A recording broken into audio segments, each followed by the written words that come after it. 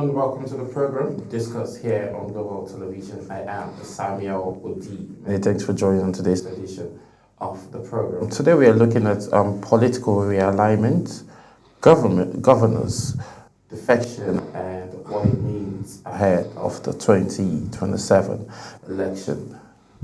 Today on Discuss, let me bring you up to speed with some reports.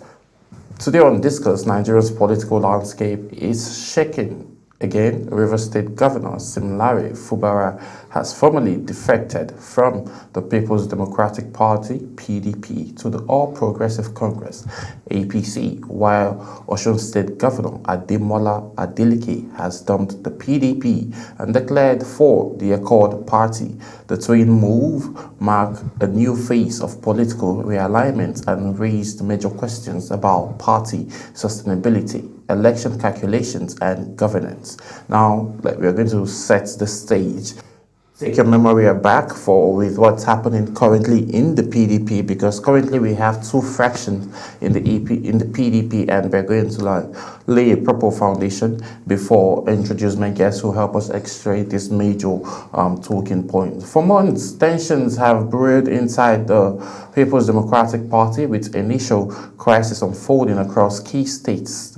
Today, those tensions reached a breaking point for Governor Similare Fubara, who has endured persistent conflict with power blocs in Rivers politics, officially crossed over to the APC, ending his long relationship with the PDP. And then Fubara's move to APC, Governor Fubara announced his defection after consultation with APC leaders and ongoing frictions within his former party. The APC have swiftly welcomed him, calling it a strategic win ahead of the coming elections. The PDP leaders, however, described the exit as a politically motivated poaching. Now, that's that for Similare Fubara. Now let's talk about Governor Ademola Adeleke, who was just most recently in the social media space having a bit of a rift between him and the First Lady, where she was asking him to stop saying and go straight to the point of what she asked him to do. But let me bring up Adeleke's swift to Accord Party, which came as a shock to Nigerians and the political space. In Osun State, Governor Adeleke's departure from the PDP sent fresh shockwaves. Unlike Fubara, he is not joining the APC but has embraced the Accord Party, framing it as the best platform to secure his continuity agenda and avoid internal PDP battles ahead of 2026 governorship race. Political implications about these defections. Both defections reshape the national political map. For APC, Fubara's entry strengthens its presence in the South-South. For PDP, losing two governors depends exiting crack and put pressure on the national leadership. For Adeleke, moving to a smaller platform offers control, but raises questions about statewide structure and capacity. And then talking about voices and reaction, political observers says this defection reflects a wider pattern of last-minute alignment as politicians reposition ahead of the elections. While some citizens applauded the choice, others say frequent defection weakens ideological consistency and democratic accountability. So looking at all of this now, people have frowned differently. As the political chessboard reshuffles, one thing is clear: the 2026 and 2027 election cycles are already underway. Today, we'll be looking forward to discourse and we'll continue to crack down the reactions from parties, INEC filing, and possible ripple effect across other states. And then stay with us. I'll be introducing my guest immediately after this break, who would help us extract this major talking points. Stay with us. We'll be right back.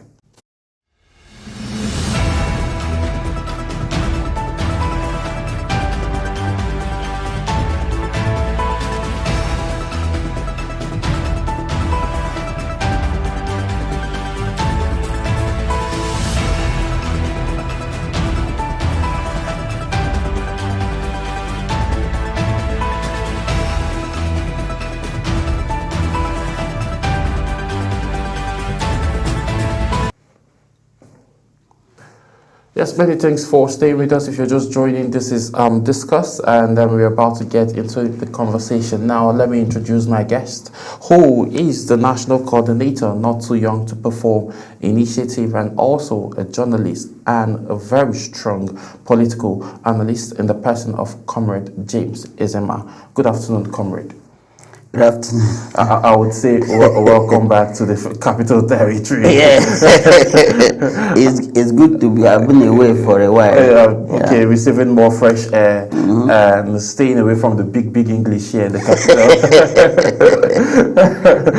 It's good to have you. It's good to have you back. So, it's not. Are you shocked by the news of the defection? Well, anybody who did not anticipate that Fubara was going to join the APC will just be joking, because for me, I believe that the reason for him to have returned in the first place is because he agreed that he was going to defect. So I was only waiting for the time. I didn't know he was going to come this soon. So, but he has come. And there's no surprises about it. I think the only one that looks like a surprise is Governor Adeleke moving from PDP to Accord Party. So he would have one would have been looking at him joining the bandwagon and going to APC as a guarantee. But I think he seems to be.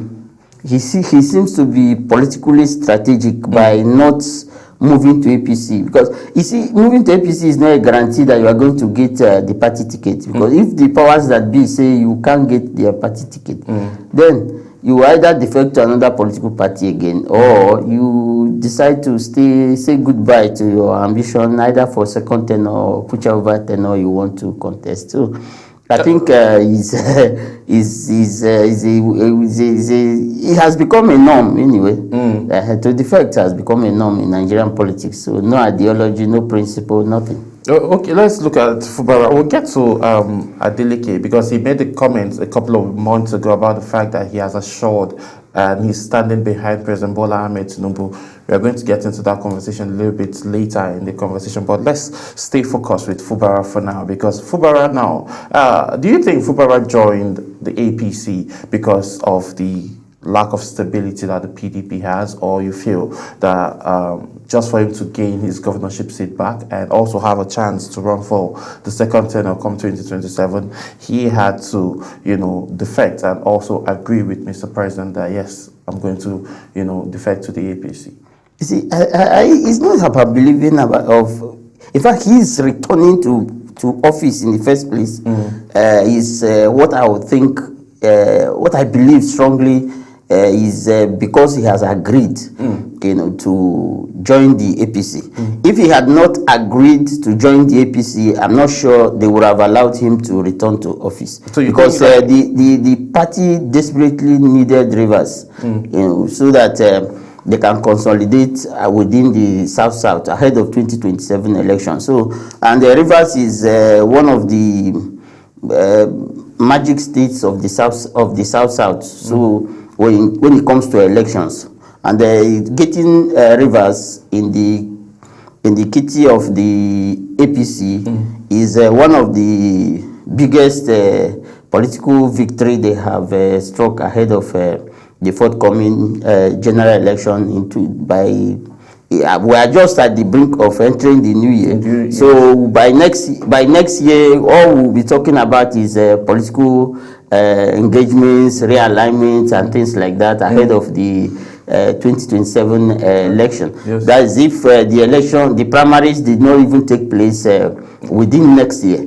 So the thing is that there's nothing surprising at all in the movement of Fubara, because it's understandable. And if I were Fubara, I would have even left long ago, because it was looking the crisis would not have even happened. In the moment that crisis started, I saw the handwriting on the wall. I knew that the APC desperately needed the state. And if I were Fubara, I would have even joined them before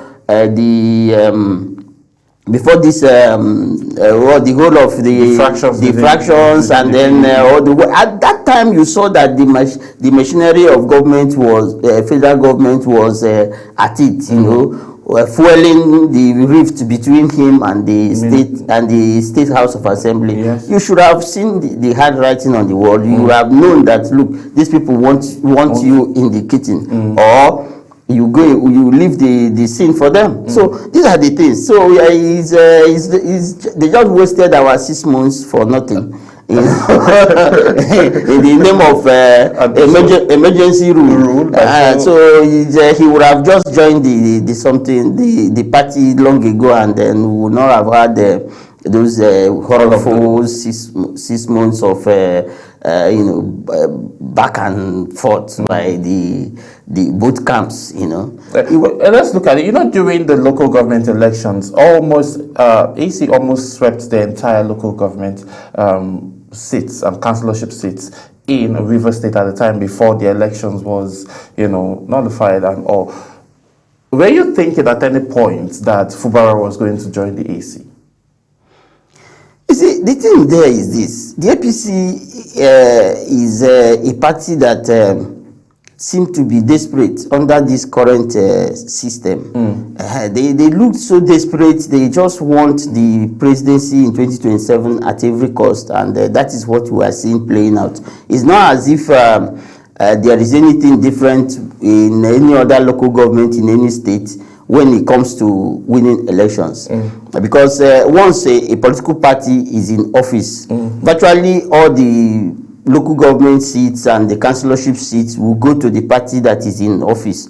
So if the governor at any point, like what happened before Fubara was removed, you know, he conducted the local government election, and because of the rift that was within his party, the PDP, they now chose a different political party for their candidate to run. And then you saw how the unknown political party, swept the polls. Yes. So that is how it happens. If any governor moves to any political party, automatically the local government elections, the councillorship and the chairmanship election, everything will be won by the party, even if the party was registered today.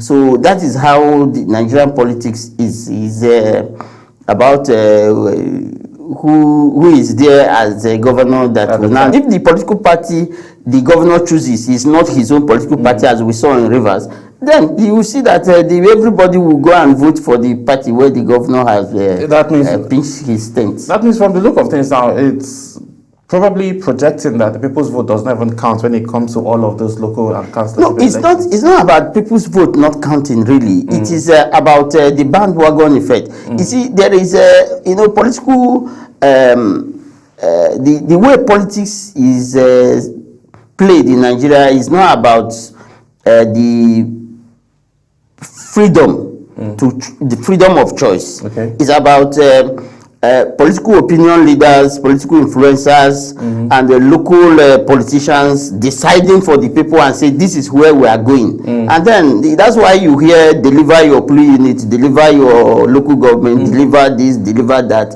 Is because those opinion leaders are the ones that decide for the people. They will tell the people this is the person we want you to vote for, and there they go. If they don't want to hear about any other thing, because the opinion leaders and they have spoken, so there's nothing. That's why politics in Nigeria is becoming more and more like an undemocratic arena that you just use a democratic process to bring people to office.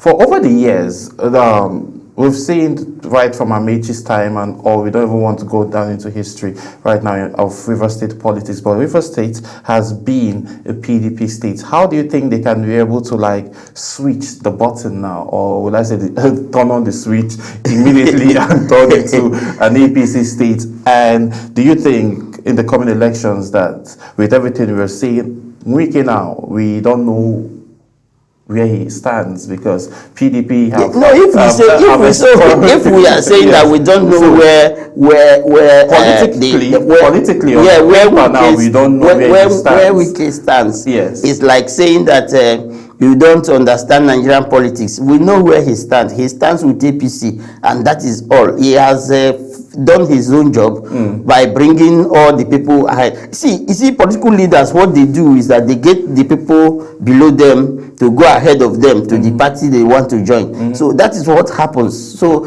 it's a matter of time that you will see where that he will now prepare his mind, because he has already made it clear that, look, this is my candidate.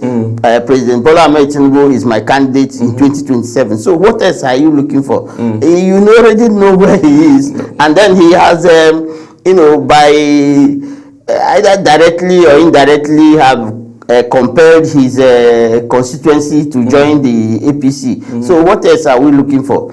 So he will always come to play, and tell us because of the still interest he has in PDP, because it seems he has not finished his assignment in the PDP. So yes, he will always come to play as if we don't know where he is. We know where he is. Okay, looking at it now and looking at the PDP, where does this leave the PDP now at this state in Rivers State? Looking at having a spoiled, would you say having a bad egg within their midst, that someone who is not leaving them and is with you. He's with you, but he's not with you. You can't spit him out and you can't swallow. So what does this leave? Where does this leave Rivers State now? I think Rivers people are the people that the ordinary citizens in Rivers State, they are the ones I pity, really, because democracy in Nigeria is suffering, is suffering seriously, and what we are seeing in Nigeria is not what democracy should be. Democracy is not about manipulation, it's not about compulsion, it's not about your ability to maneuver the other person, by coercing them to join whatever you want them to, whenever you want them to join your party. You just go coerce them, induce them, give them all kinds of promises and money and all that. If they don't accept, you compel them. Your ability to compel them is not strong enough, you coerce them. That is how we play politics in Nigeria, which is a pity, really. It's a pity that we got to this level of politics, where we now see that rather than politics being a matter of attraction, a matter of conviction, it is now a thing of compulsion and coercion before you can now decide which party that you want to belong. Because nobody now asks you what is the political ideology of the party that you want to join, whether it aligns with your personal ideology or not. It does not work that way any longer. And then nobody talks about principle, whether the principle of the political party that you want to join has anything to do with your own personal principles. Does not exist any longer, and that is a very dangerous signal when it comes to politics, and it's really unfortunate that we got to this level, and it is the drivers who claim to be Democrats that are the ones driving us in this direction, and it's not okay. So what can be done now? Because what does the future hold? And because clearly Godfatherism is still playing a very massive role in all of these. This one is not even Godfatherism, because if it's Godfatherism, I think we are just playing down on it. This is just Godfatherism. You'll be talking about, okay, somebody is a father somewhere who is now saying, my children, this is where we are going. But this one is that they beat you to line. If you don't want to join, they beat you to line. Like somebody that is using a whip, to drag slaves into doing the job that they need to do. So you just beat them into line. If they don't want to align, you make sure that you coerce them and get them to align. So it's now beyond Godfatherism. Is something worse than Godfatherism. That is what we are seeing. Is really politics of coercion that we are playing in Nigeria right now. Okay, what's your honest opinion about the ruling of Ibas for the past 6 months, for his period of 6 months in Rivers State, and also him also getting nominated for the ambassadorial. His 6 months have come and gone. He has carried out assignments that he was given to carry. So there were terms of reference for him. He was not elected by anybody. It is the people that appointed him that gave him assignments to complete there, and he has done it.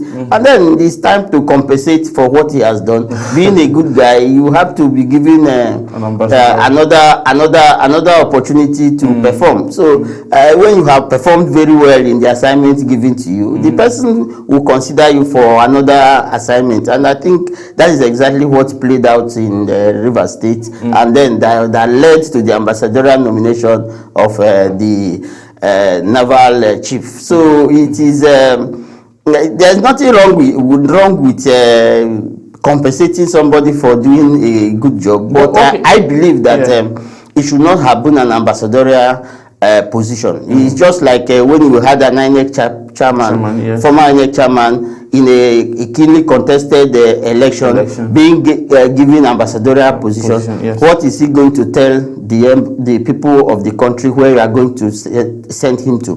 The same thing with some of the nominees. You see some of the nominees who have criticized the president so severely, and how will you now face the people in the country that you are going to go and be deployed as an ambassador? How are you going to tell them that what you said earlier was no longer true, even when as we speak you have not retracted some of those things? So these are some of the issues that are before us, and it is actually challenging. I don't know why the president chooses to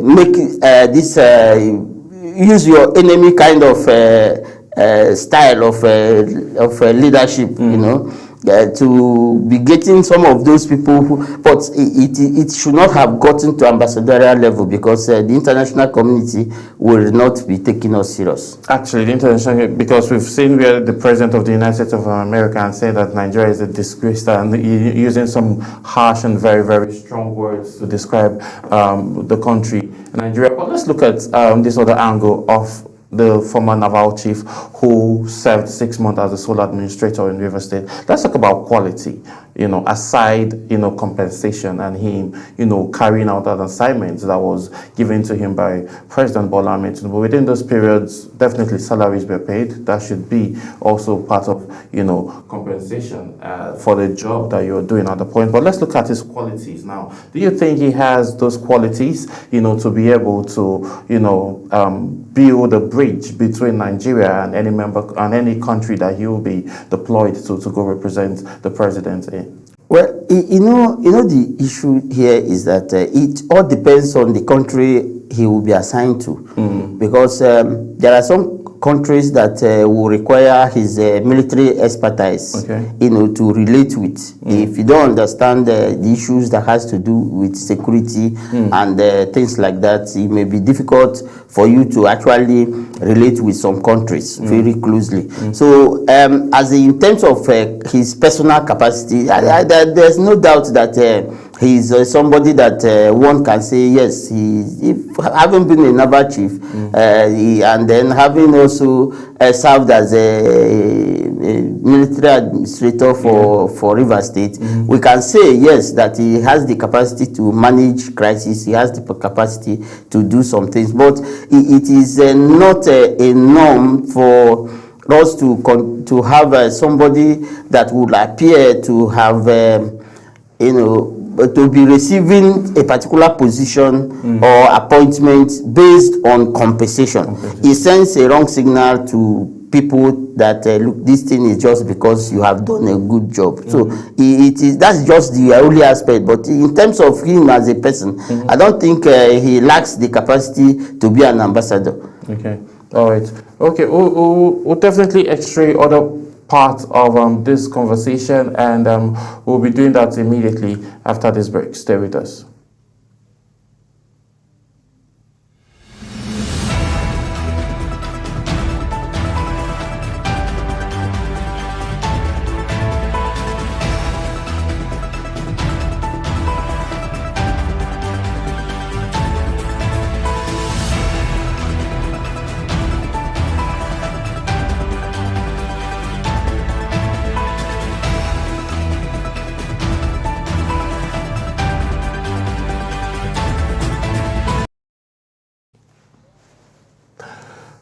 Yes, many thanks for staying with us. If you're just joining, this is Discuss here on Global Television, and we're having interesting conversation with Comrade James Ezenma around political realignment. Governors, or two governors of People's Democratic Party defected, one to the APC and the other to Accord Party, which came as a very big shock to a whole lot of Nigerians, mostly in the international and also in the political space. So, comrade, let's look at Governor Adeleke, the dancing governor, the singing governor, the man that loves having fun, and he says dancing helps him keep fit. So let the man dance. I don't know why people pick this issue of dancing as, these people do things that make them happy. Yes. It's not about how you feel about them, but so long as this is what makes him happy, why are you disturbed? Is there anything in the constitution that said that because you are a governor you cannot dance? He was dancing as a senator, and the people knew that he's a dancing man before they elected him as a governor. So he did not diminish his ability to perform. Yes. So why should you be worried about his dancing and you are now complaining that he's dancing? No, allow him to dance. I'm sure that if the governor were in another political party, nobody would discuss this issue of dancing. When you want to hang a dog, all you need to do is to give it a bad name. Yes, actually give it a bad name. But now let's talk about Accord Party. Over the years, Accord has not been a very strong political party in Nigeria as it stands. Maybe a lot of persons might not even know that there's a party called Accord. But you see, in the southwest, actually, Accord Party over the years have had opportunities to take in some people, defectors, just like Governor Adeleke in this manner, who joined the party after losing either from their own political party. They now join Accord Party and use Accord Party as a vehicle, to get into power. Accord Party within Southwest, yes, there is a very popular party, in most part of the Southwest. But when it comes to other parts of the country, it may not be that very prominent. But in Southwest, Accord Party is, with the absence of the Alliance for Democracy, Accord Party is one of their favorite political parties within that axis. If not for the sweeping nature of the All Progressive Congress, Accord Party would have been doing very well in the Southwest. Okay, looking at Accord Party now, do you think they can stand against the likes of APC, PDP, Labour Party, and when the election comes by 2026, Osun State election is going to be an off-cycle election. So since it's an off-cycle election, would it be able, to stand with other parties? You see, political parties in Nigeria is just a vehicle, through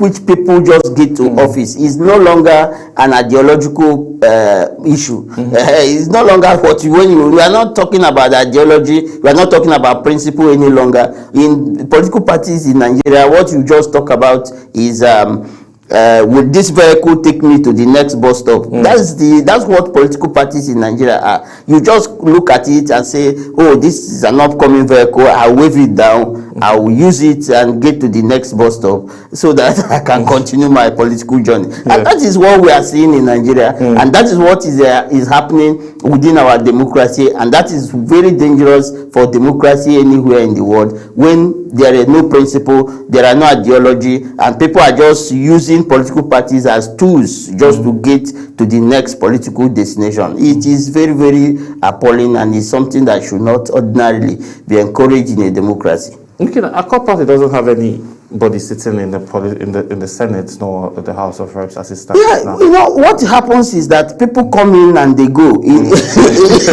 because you may win election in 2020. like those of them, so many people that won an election went to the House of the National Assembly in 2023. Most of them have defected. So you see that some of them who have come in from other political parties, they have defected to either the APC or to any other political party. But most times, the most attractive party now is the APC. For our political juggernauts. They want to go to the big party.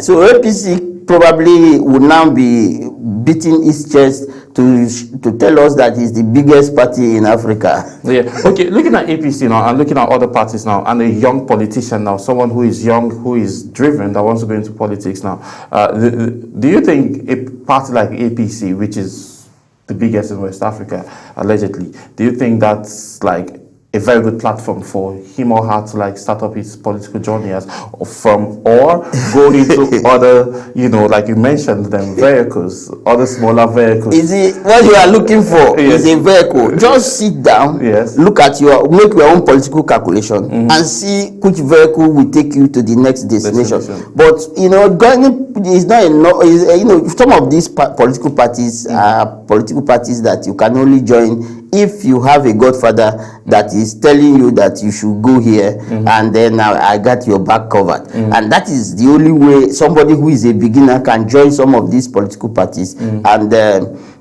be able to make any headway politically.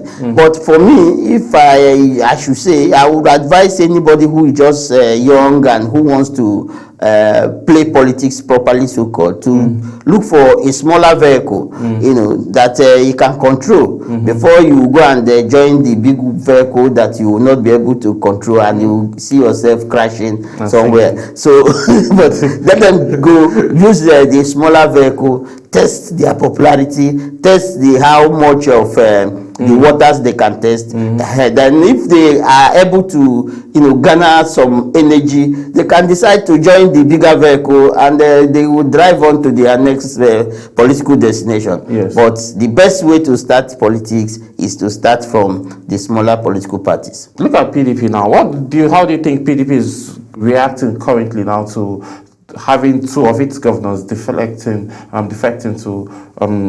to Accord Party, and also I'm not sure that the PDP has stopped losing governors, because some governors may still leave. I think the Taraba governor is still waiting in the wing to join which of the political parties that he wants, which most people believe that he will be the APC. So the APC has become the broom that is sweeping every other political party. You know,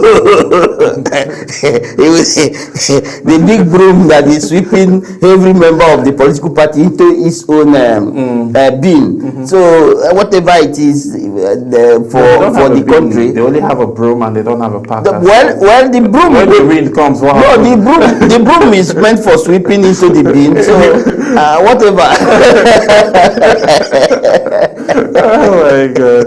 Well, let's look at PDP. Well, PDP now would definitely find a way to strategize, but losing its sitting governors now, and then the next coming election now, how would this affect them? Because it's going to be a whole lot of tussle trying to win back these states that they've already lost. You see, my problem is not about how many governors that defect from a political party. It's the understanding of what politics is all about and playing the politics the way it ought to be played. You remember that the current President Bola Ahmed Tinubu began his political journey with a single political party, the lone governor at a time, and he moved politically until he became president years later. So it is not about how big your political party is. It's about understanding how to play the politics, understanding how to expand your territory, understanding how to win more people into your political party. And then, you see, why I look at some of our opposition party and I laugh is because most of them don't understand the place of the civil society if actually they want to make an inroad into the political arena, properly so-called. If you know, during the opposition, when the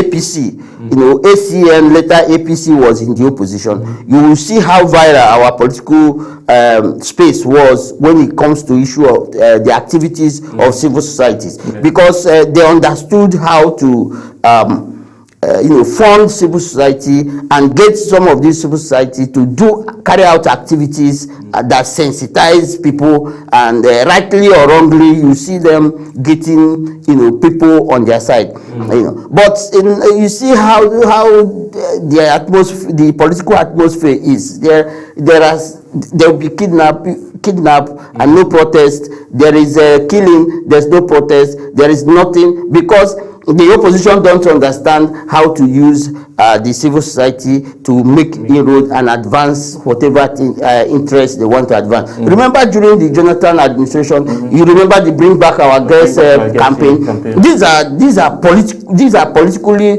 driven advocacy that you know, led to the swallowing of the Jonathan administration. So some of these opposition parties, I look at them and I just laugh, because they don't understand how to play this game of politics, and they don't understand the place of the civil society. You see them making press statements here and there, and I just laugh. These people don't understand how to do this thing. They think that elections are won in Nigeria by popularity. No, the more popular you are, the more you may even lose the election, because it's no elections in Nigeria, and in 2027 is going to even be worse. If there was a glitch in 2023, we'll have a bigger glitch in 2027. So, but these people don't understand how politics are run, and that is the reason why I will just be watching them. But because, and then it's not surprising that most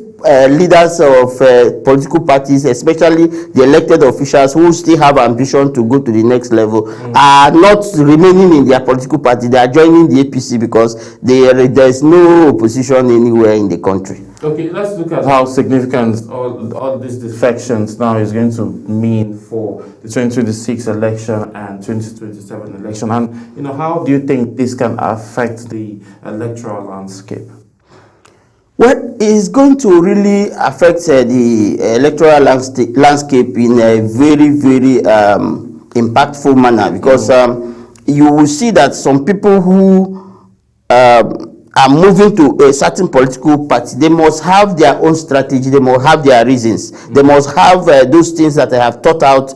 You know, some of these politicians, they're actually very shrewd. They are like business people. They know where to put their investment. They know when to move and when not to move. And then the political investors are everywhere in the country who masquerade as politicians everywhere. So what they are thinking about is, how do I win the next election? What's the next vehicle I want to use? So the movements are actually going to distort a lot of political calculations. Okay. Yeah, but by and large, it is the individuals that will be the ultimate beneficiaries of some of these moves, because they are not moving because they want a better life for the people. They are moving because of their personal, individual political ambition, which they want to sustain. So that is the core of the political realignment that we are seeing today. And of course, that is what politics is all about. They say politics is all about interest. And then, so an interest is what is constant in politics. Every other thing can change, but interest is what is constant. And that is the reason why you take every decision in politics and decide, yes, based on the interest, based on what you want to achieve. And that is the reason why you will decide on which vehicle are you going to use to get to your political destination. What about voters' behavior now? What do you think the defection now would apply? Unfortunately, in Nigeria, we don't have a properly sensitized voter out there.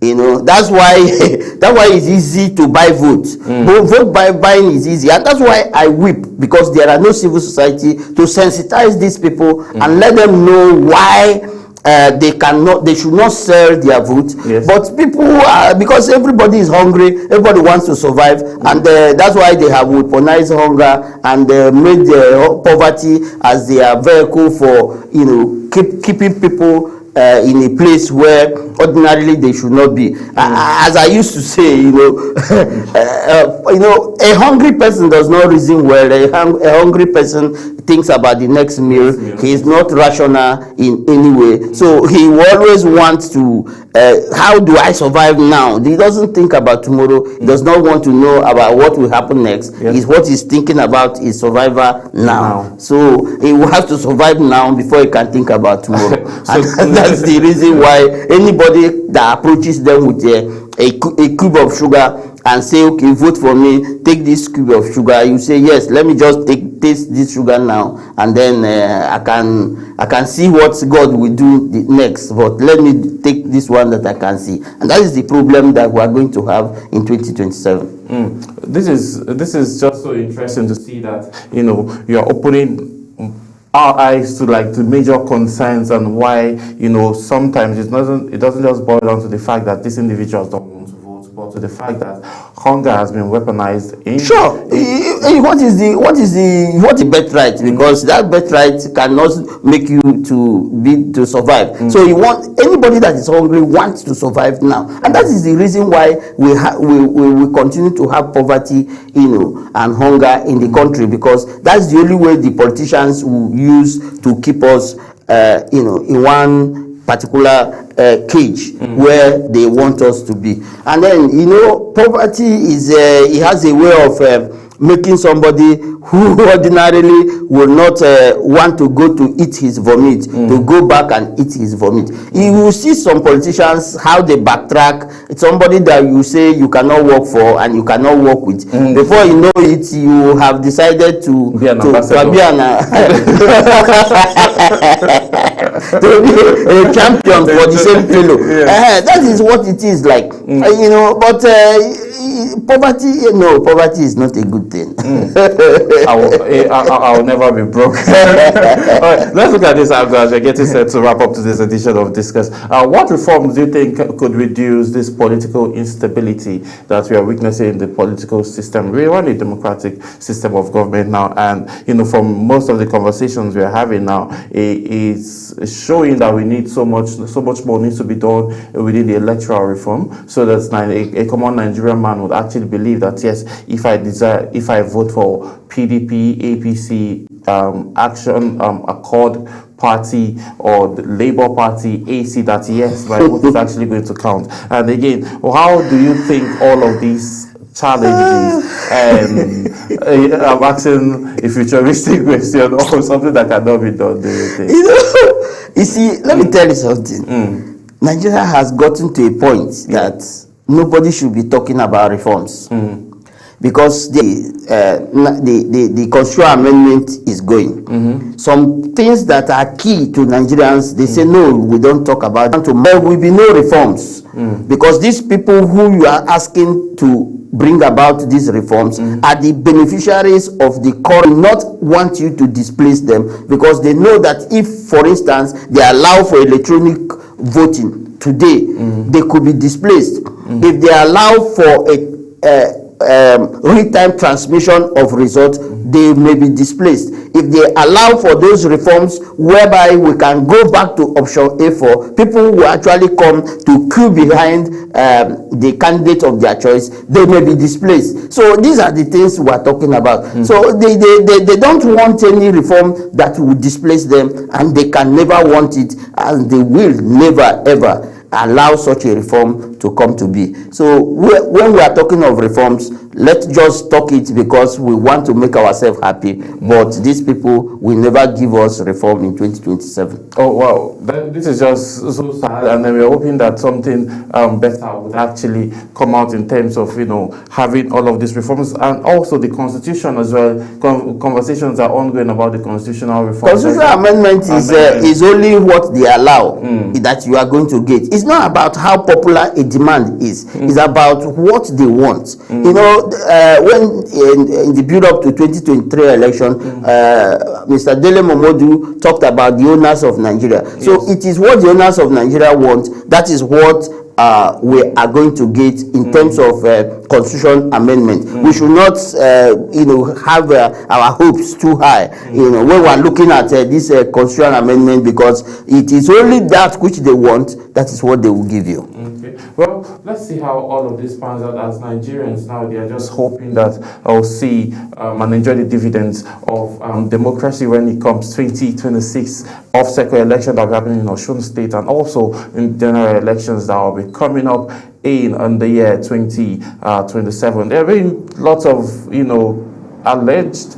rumors going on that there might be a general election in the year 2026, which a whole lot of Nigerians are saying no about. So we just hope that we enjoy democracy and electoral reform does happen, so that Nigerians would agree and have fun with voting who they want into power. I want to say a very big thank you to my guest, Comrade James Ezema, the National Coordinator, Not Too Young to Perform, a journalist and also a political analyst. Thank you so much for taking our time to join us on Discuss today. Thank you very much for having me. Yes, and this is how much time will permit us to take on today's